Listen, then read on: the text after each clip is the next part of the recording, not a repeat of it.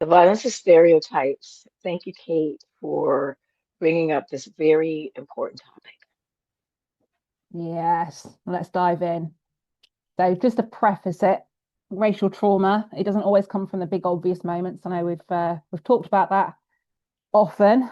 Sometimes it comes from repetition, and often it actually comes from being seen through the same narrow lens.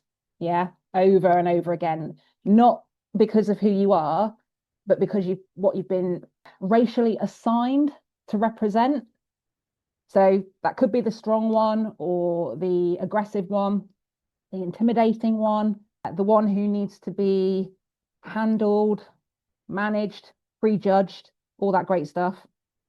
And none of this is accidental. Yeah.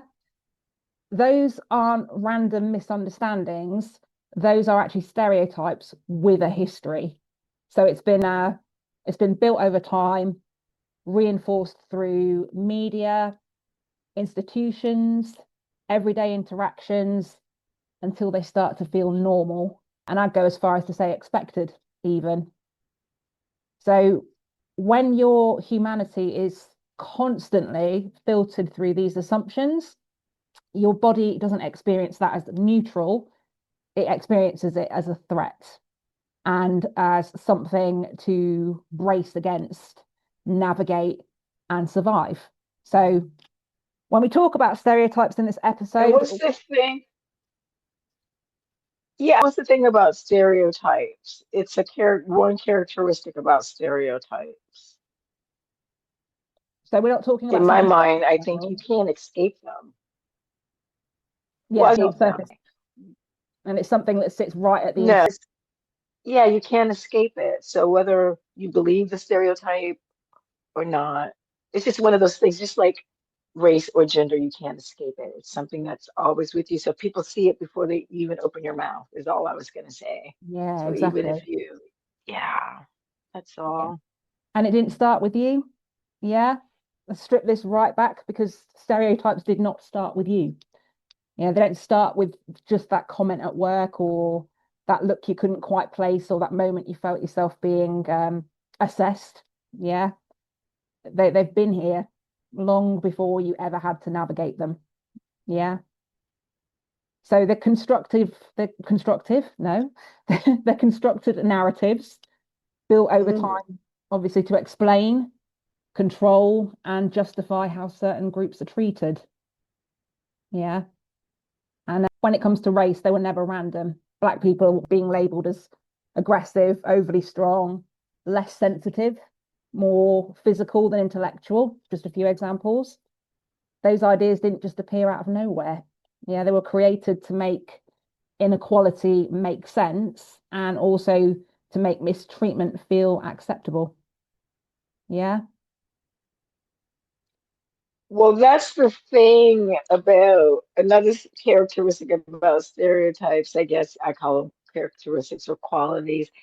They make the other person feel better. They're designed to strip the target or whatever of all humanity or empathy, sympathy, but they make the other person feel better. Yeah. Can justify how they treat you. Oh, because, as if it's a fact. So, Mm-hmm. 100%. Yeah. And it's ultimately turning human beings into simplified categories, that could be managed, dismissed, or feared, depending on what was needed at the time. Yeah. And the reason they're so powerful now is because they've been repeated so consistently. They don't always show up as beliefs, they can actually show up as instincts, gut reactions, vibes, and as things people will swear weren't about race at all.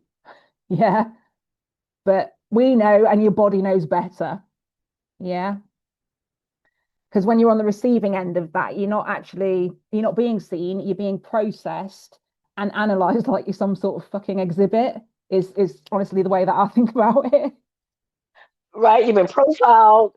Yeah. Three things I said that was so funny. Okay, well, I added one. We're going to say you're profiled, and then you say because you're being processed, and I think exhibited, right? It's like, Yeah. boom, as soon as you show up in a space or someone sees you, They profiled you, they processed you based on this stereotype and exhibit it. And as you say, it justifies everything that they say or do after that. Exactly. Exactly. So, yeah, I mean, I refer to it as the violence of stereotype. I mean, the violence in general, it doesn't have to actually be physical. Like all of these things are in some way violent. Okay. And, the violence of being misread, on exhibit, that moment when you haven't said, just much like you were saying just now, you haven't said anything yet, but something in the room has already shifted around you and you can feel it. It's not loudly a lot of the time, and it's definitely not in a way that you can easily call out, but it's there.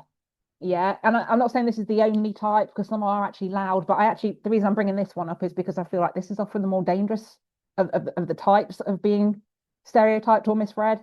It's in how you're being watched and how your presence is being processed. Yeah.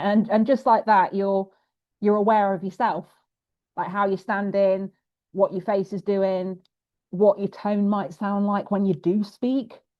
We've talked about adapting and kind of contorting to fit spaces. You adjust. It's not necessarily dramatically, but it's just enough. Yeah. Well, you say it may not be dramatic, but it's dramatic in the fact that you are constantly having to adjust. We have to, but you know what? I don't know because I don't know what it's like to be a white person or white anything or anything other than, a black person. We're all humans. I should say we're all spiritual beings having this human experience. Mhm. So I know what it's like in this lens. I have this lens that I present to others. But it's exhausting Yes. because it makes me feel like the wild animal, I guess, that we are, the animal, right, Mm, that we are. Because when you watch these nature shows, I guess the predator too, but when you're not when you're the prey and mm, you dare go out of your little hole or whatever, what's the first thing? You're up, you're sniffing the air. The first thing you're sniffing. Is it even safe to come out of this little hole? Then you're like, okay, it is. You go a few inches, and then you're looking around.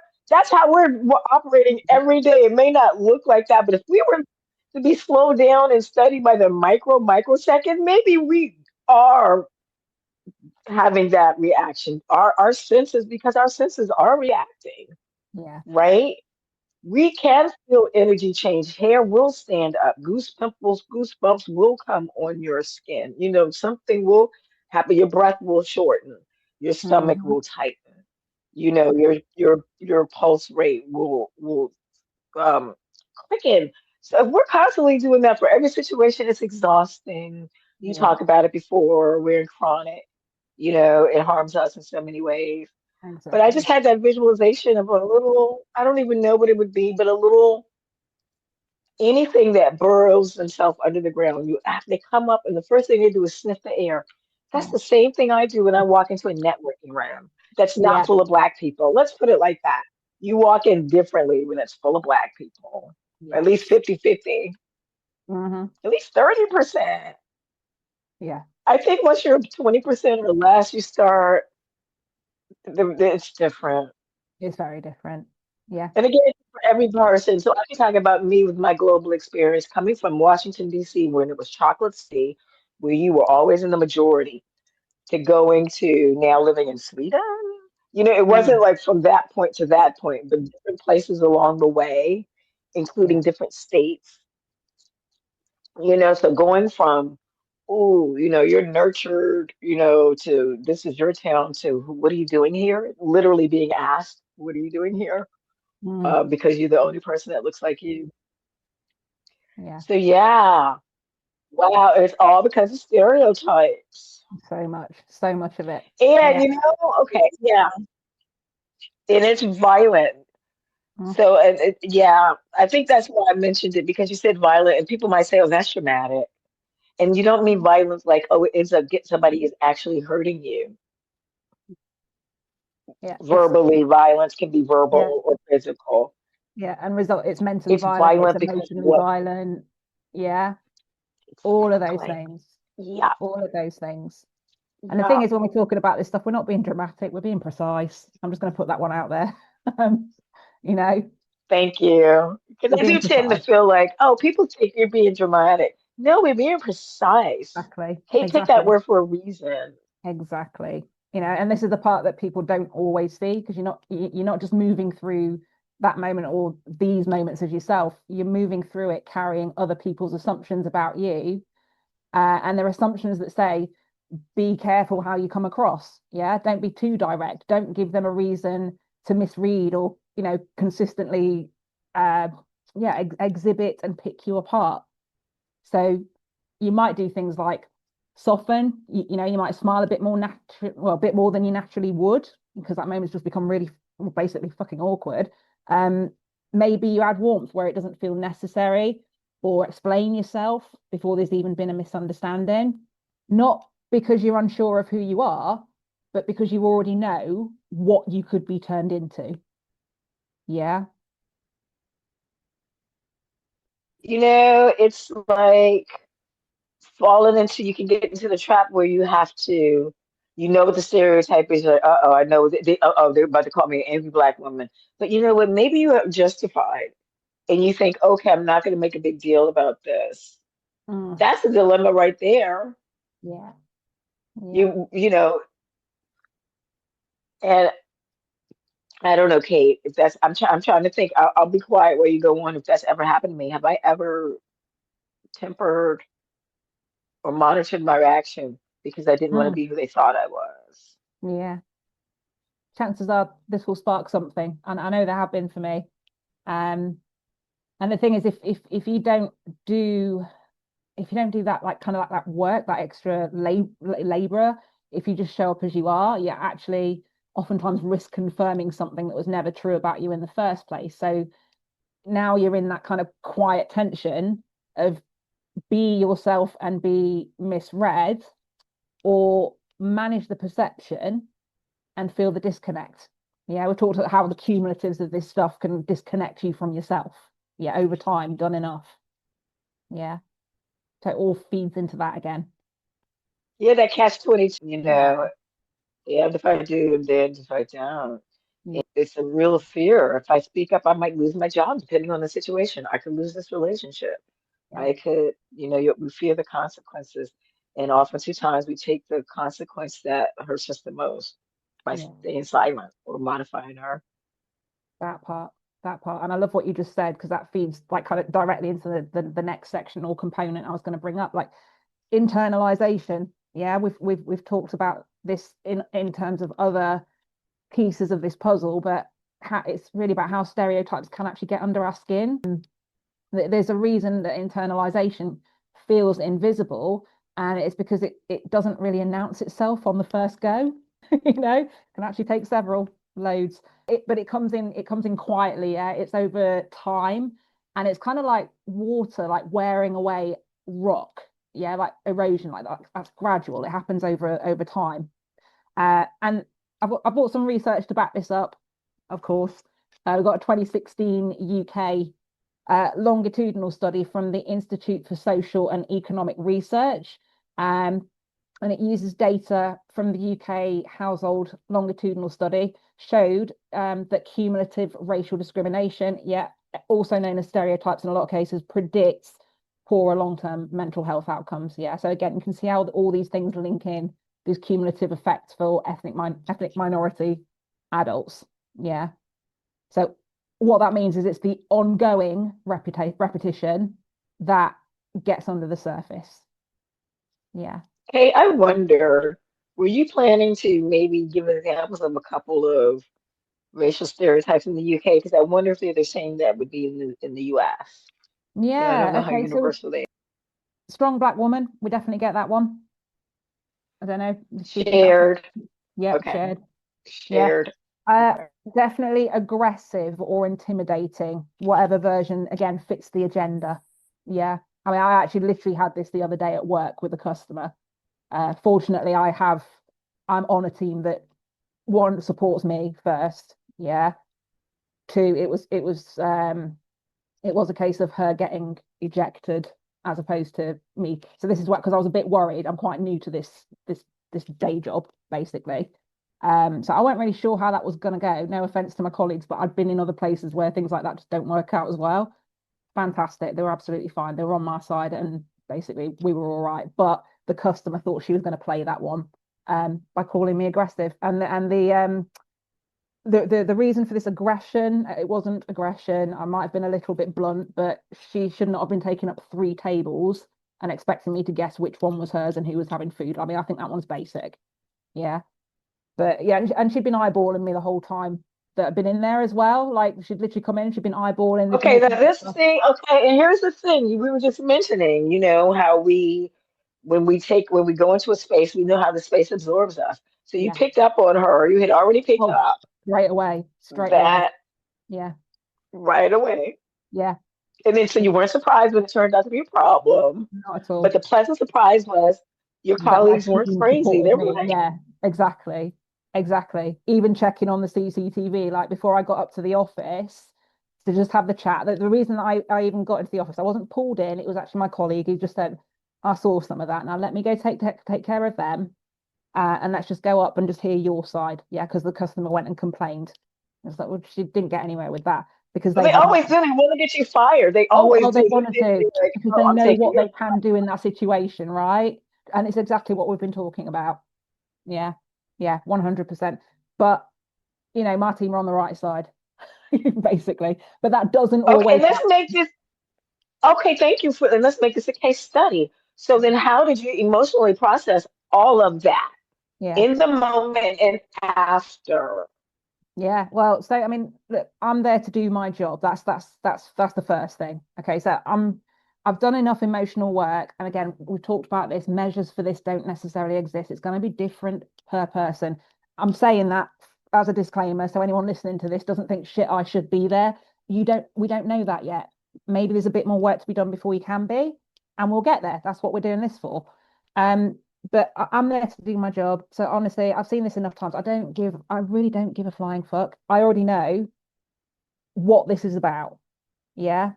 Um, it is a very, very personal problem when you're sat there in your full racist glory, picking someone out who you think you can pick on. Yeah, because you're wired that way. That is a personal problem. So the fact that I know this now, that I know this to be true, and that's come through a lot of healing work, loads.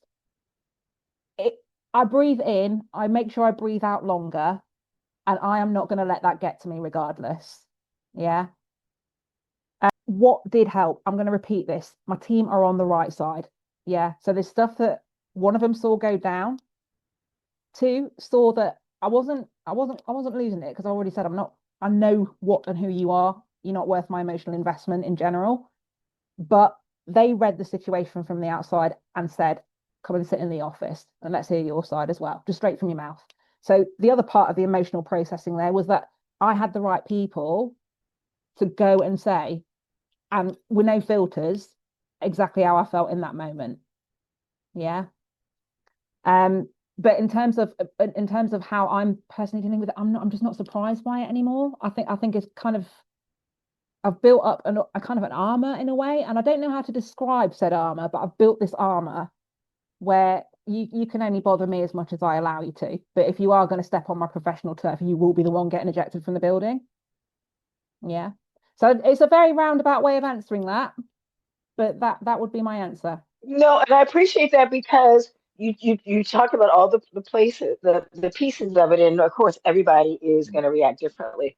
But one important thing was you weren't ghosted. It wasn't in my head. Somebody saw it. Yeah, You didn't have to exactly. go and complain.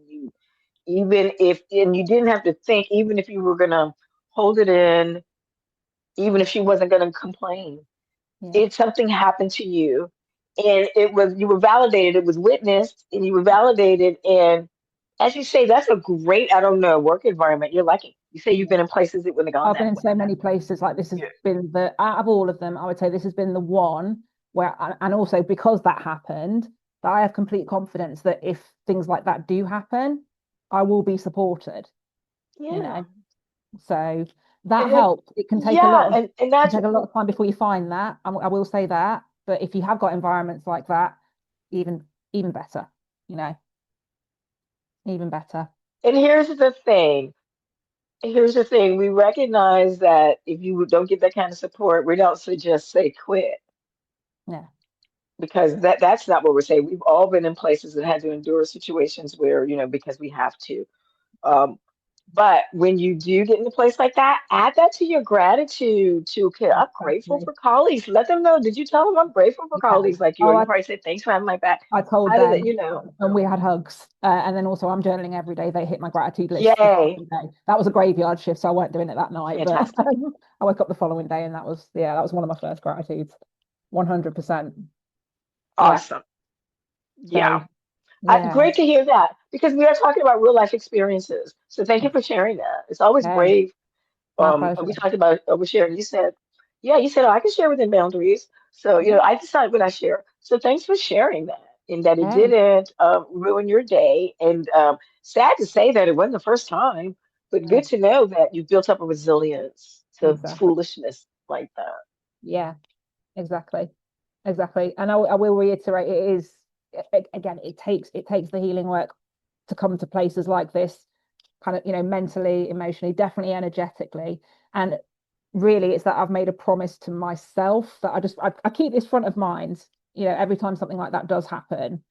I've made a promise to myself that I'm not investing energy into people like that. They're their own problem. But if you'd have asked me this, I don't know, as little as say 5 or 10 years ago, probably wouldn't have been quite been in that space. You wouldn't have got a meltdown out of me. And again, for anyone that is there, that's not.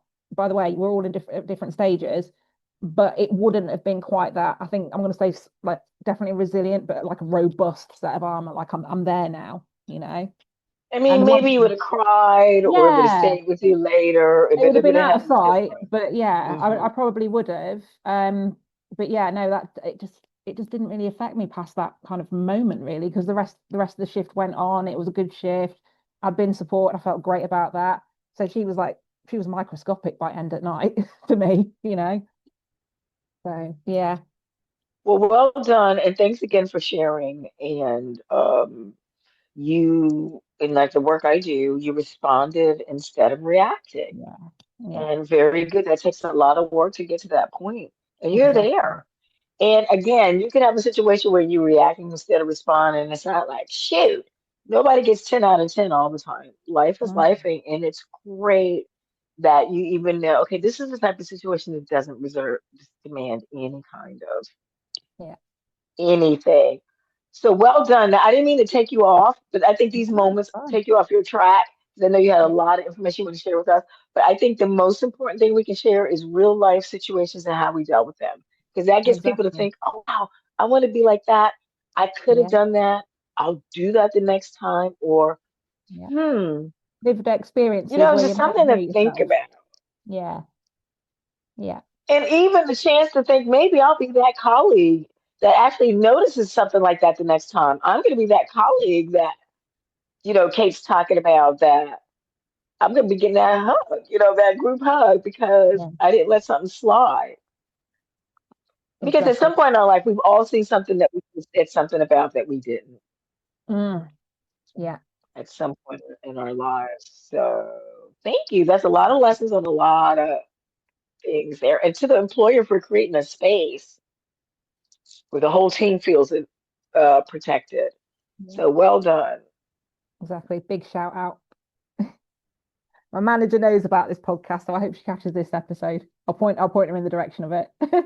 But honestly, I didn't have loads more info for this episode because even that story feeds nicely into because I don't want to do spoiler alert, but I think you were going to offer a journaling practice. I say this is perfect. So I love this. So yay.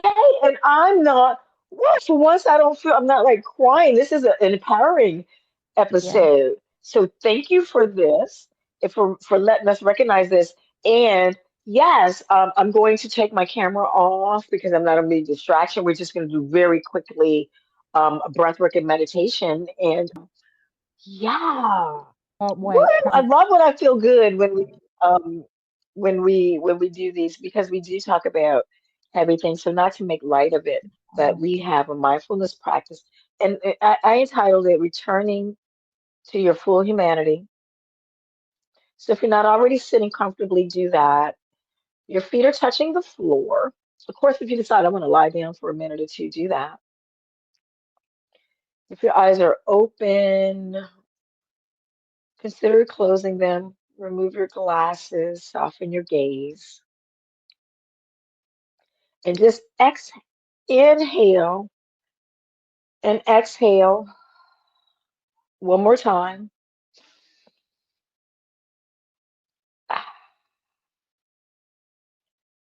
And just quickly notice your body, soften your jaw and your shoulders.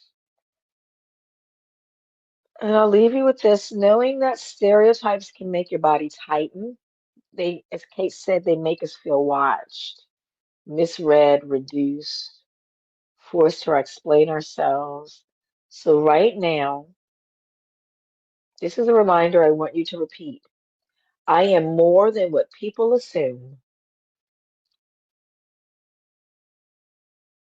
I am more than what people project onto me. And lastly, I do not have to shrink to be understood.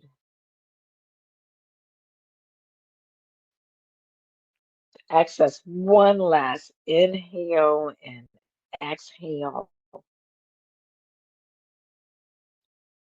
And we'll see you back next time.